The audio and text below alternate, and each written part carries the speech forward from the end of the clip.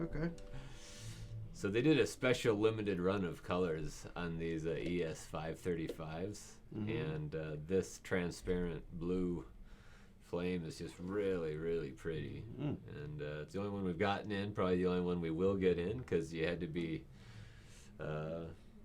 If you didn't say you wanted dealer? one, they weren't building one. Oh so, yeah, that's beautiful.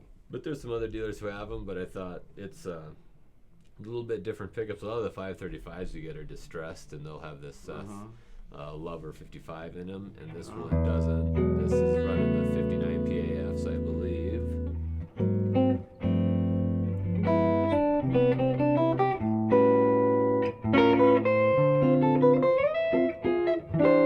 And the neck is just.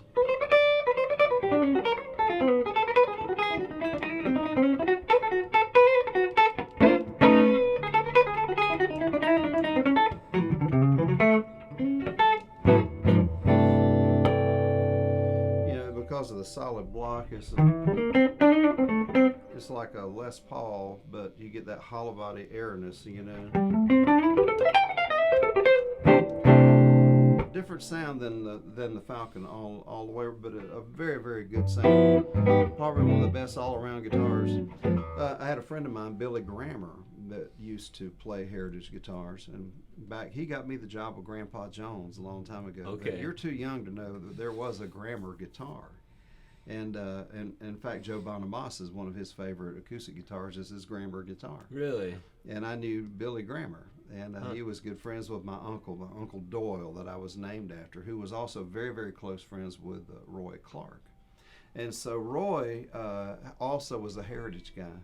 So the last time I really got to see Roy very much and spend some time with him, he asked me to get up on stage, and I played his guitar. And so he asked me, and so I said.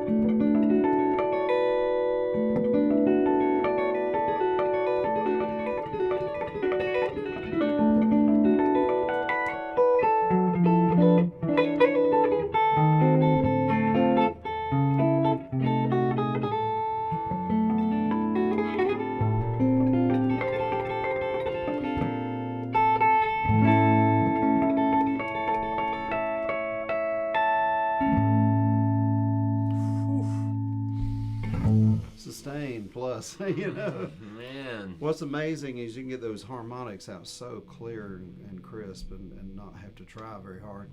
That reminded me of playing Roy's guitar, which was very much like this. And of course, Billy had one like this too. It's funny. I'll tell you a story about Roy if we have time. Yeah. I was a pastor of a church back in the 80s, and God spoke to me to go back into the playing my guitar again. And it's kind of a long story, but anyway, I wanted to leave the church, you know, debt free. So the Lord spoke to me to give away the biggest thing I had, and it was an old. I was always told it was a 39, but we found out it was put out in 40. But I think it was January it came out. So it was George Gruen said it was built in 39, D45 Martin, pre-war. And so I knew what it was, and it was the biggest thing I had. Roy Clark was coming to town, I found out, and he loved my uncle that I had inherited this from, the one I was named after. And there's so much to this story, but to make it short, I gave it to him, and he had it for 30 years. And about a year and a half ago, my mother, almost 2 years ago, she says, I wonder what they're going to do with that old guitar. You think you're just going to put it in some dusty museum to collect dust? I said, I don't know, Mama. She said, you know, maybe his wife would give it to you. I said, well, Mama, the Bible says you reap what you sow, not where you sow. And it took her 9 months before she could go through his guitars. And his manager was a very good friend, and he knew that I gave that to Roy. And so when she had an attorney, and she had an appraiser, and Richard Kennedy, who was Roy's manager for over 40 years.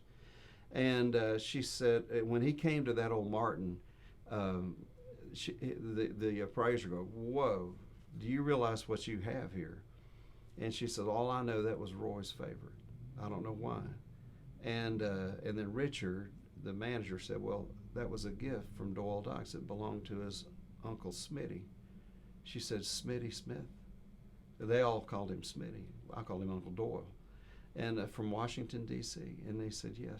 She said, well, that goes back to Doyle and his family. So I got the old Martin back. Wow. After 30 years. Wow. So I have a new album called Full Circle, and I recorded several songs on that guitar. And Vintage did an issue, a feature on it, and then I was on their YouTube quite a bit. But I have a special place in my heart. When I see Heritage, I don't just see, you know, the company. I see people, you know. And then I visited Heritage too. They were great. I love the guys there. They build great guitars still. Wonderful. This is a wonderful example. Really is. I approve. Everyone we've had in has been just fantastic. Yeah. In fact, we did a video where he did a video on YouTube of a Gibson custom shop, 1959 reissue, VOS, compared to a Heritage, and it was the artisan aged, where it looks all cracked up. And back to back, I mean, I asked Johnny afterwards when he was done, he's just like, this Heritage is awesome. You know, I mean, it's just, everyone we've gotten in has just been second to none, in my opinion. So we're glad to have, we've only been a dealer for a couple of years. In fact, I don't know if you know Gerald Hooper. He used to be our Gibson rep, actually, ironically, and he came in and he's like, would you consider carrying these guys? I'm like, oh yeah, and yeah, they've just been fantastic. Doesn't matter which one we get in. So yeah, thanks for playing it. I need to go back up and see them. The guys that I knew there are gone now, I think probably. But they had built me a couple of guitars in the past. Of course, I was with Taylor at the time, and but yeah, they have always built a really fine instrument. But I don't know, man. This one sure. I don't know. I can't say it's a cut above the old Heritages that I saw in the past. I don't know. It's hard to tell. All I can say is this is about as good as you can get. It really is. It's a great example. Nothing wrong with it. Well, that's good to hear. Yeah, Good to hear. It's beautiful too. I haven't heard.